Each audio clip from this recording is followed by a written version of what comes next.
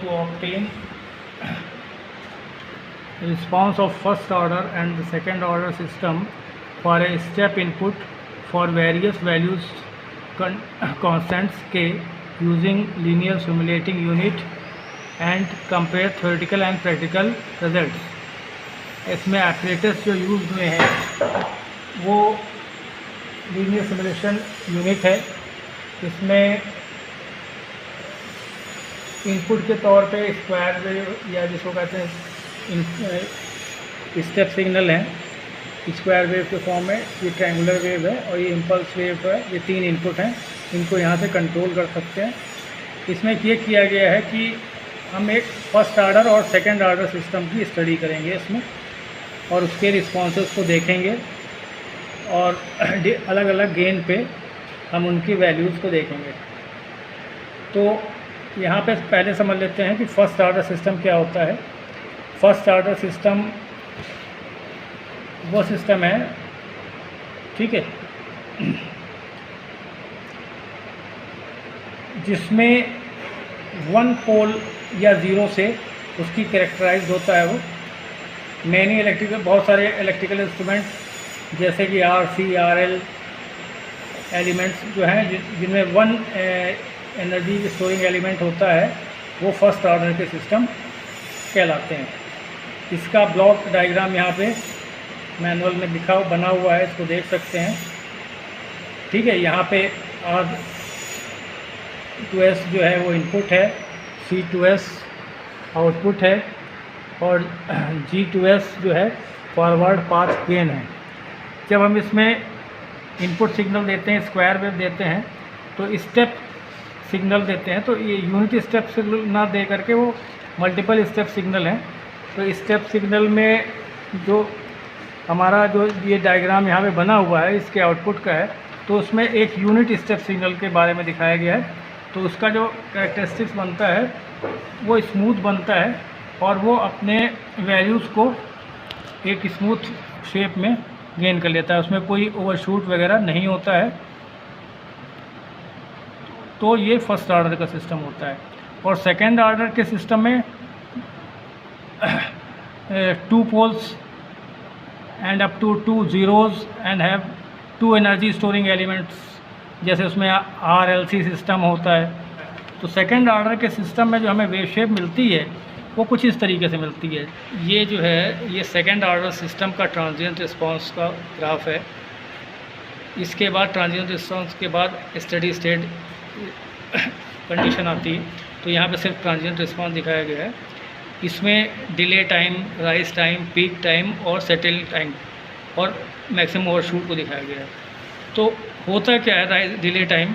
Delay time वो time है जब हमारा सिग्नल अपनी ओरिजिनल वैल्यू को 50% अचीव करता है, कितने समय में अचीव करता है, उसको डिले टाइम कहते हैं। अपनी वैल्यू को जितनी देर में वो पहली बार अचीव करता है, फर्स्ट टाइम अचीव करता है इस जगह पे, उसको राइज टाइम कहते हैं। जितने टाइम पे वो अपनी वैल्यू का मैक्सिमम गेन करता है उसको पीक टाइम कहते हैं। और जब वो सिग्नल हमारा सेटल हो जाता है ऑसिलेशन के बाद, उसको सेटलिंग टाइम कहते हैं, कितने टाइम में वो सेटल हो गया। तो डिले टाइम और मैक्सिमम ओवरशूट जो है वो difference between magnitude of highest peak and the time response of the magnitude of the steady state के बीच में होता है, ठीक है। तो यहाँ पे हमने ये जो सिस्टम बनाया, इसमें से कनेक्ट किया है, वो सेकेंड ऑर्डर का सिस्टम कनेक्ट किया है। इसमें सबसे पहले ये इनपुट इसको दिया जा रहा है, यहाँ से यहाँ पे इनपुट दिया जा रहा है, ये हमारी स्क्वायर वेव है। उसके बाद ये हमारा समिंग पॉइंट पे जा रहा है और उसके बाद यहाँ पे गेन है, गेन को यहाँ से कंट्रोल करेंगे, इस पॉट से कंट्रोल करेंगे। फिर गेन के बाद ये इंटीग्रेटर लगा हुआ है, इंटीग्रेटर के बाद हमारा टाइम कांस्टेंट लगा हुआ है, फिर ये दूसरा टाइम कांस्टेंट लगा हुआ है, फिर उसके बाद ये एम्पलीफायर लगा हुआ है और एम्पलीफायर का जो आउटपुट है हमारा फीडबैक में जा रहा है, यहाँ पे ये समिंग पॉइंट में वापस जा रहा है। तो इस तरीके से ये सर्किट पूरा हो रहा है। और जब हम आउटपुट देखेंगे वो जो हमारा फीडबैक समिंग पॉइंट पे आ रहा है और उसके और ग्राउंड के बीच में हम आउटपुट देखेंगे। तो तो जो हमारा इनपुट है वो स्क्वायर वेव है और आउटपुट वेव अलग अलग गेन पे अलग अलग रहता है। जैसे मान लीजिए हमने यहाँ पे गेन सेट किया 0.5 0.6 की समथिंग, हम यहाँ पे गेन इसका सेट करेंगे।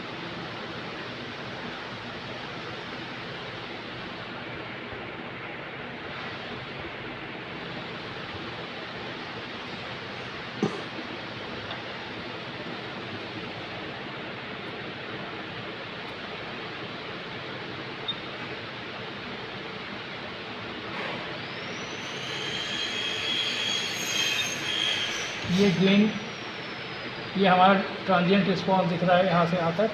इसको हम थोड़ा इसको जूम कर देते हैं तो और क्लियर दिखाई पड़ेगा। तो ये हमारा स्टेप सिग्नल है, उसका आउटपुट है। वैसे तो इनपुट स्क्वायर वेव है, लेकिन आउटपुट में दो पोर्शन है, एक ट्रांजिएंट और एक स्टेडी स्टेट। तो यहाँ पे ये देखिए, जहाँ पे अपनी मैक्सिमम वैल्यू जो ये वैल्यू है, इसको अचीव करने के पहले 50% में जब अचीव कर लेता है तो कितने टाइम पे कर रहा है ये मेजर करना है। पहली बार अपनी वैल्यू को अचीव करता है उसको राइज टाइम कहते हैं। पहली बार जब वो अपना पीक अटेन करता है उसको पीक वैल्यू कहते हैं, पीक टाइम कहते हैं, तो इसका टाइम। और उसके बाद वो फिर कम होकर के थोड़ा ऑसिलेट करते हुए स्थिर हो जाता है। तो इस तरीके से ट्रांजिएंट रिस्पॉन्स यहाँ पे दिखाई पड़ रहा है। इसको हम ग्राफ के थ्रू मेज़र कर लेंगे और इसको मेज़र करने के बाद हम जो ये पैरामीटर्स दिए गए हैं इनके वैल्यूज़ मेज़र करने के बाद यहाँ पे लिख लेंगे। इसके अलावा यहाँ पे कैलकुलेशन पार्ट भी है कि थ्योरेटिकल वैल्यूज़ हमने निकालनी है, ठीक है। तो इसमें rise time, peak time, settling time के फार्मूले दिए हुए हैं। इसमें नेचुरल फ्रीक्वेंसी और टाउ के थ्रू ये डैम्पिंग रेशियो और है, और ये नेचुरल फ्रीक्वेंसी है, उसके रिस्पेक्ट में ये फार्मूला दिए हैं। यहाँ पे नेचुरल फ्रीक्वेंसी और ये डैम्पिंग रेशियो यहाँ से निकल आएंगे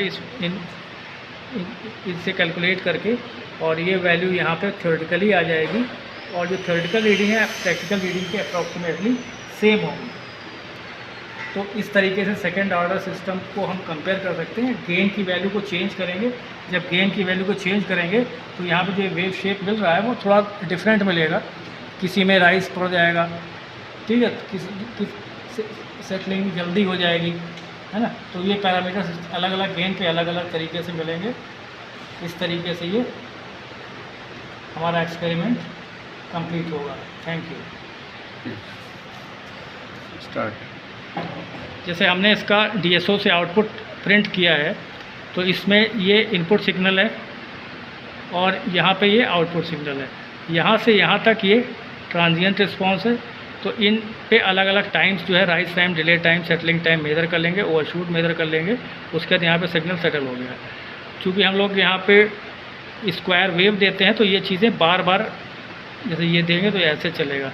तो ये चीज़ें एक बार पॉजिटिव में दिखाई पड़ेगी, एक बार नेगेटिव में दिखाई। तो चूँकि हमने इसको जूम करके एक पीस निकाल लिया है, इसलिए वो इस तरीके से आ रहा है। तो इसमें अलग अलग गेन पे इनके वेव शेप अलग अलग होगी, ठीक है।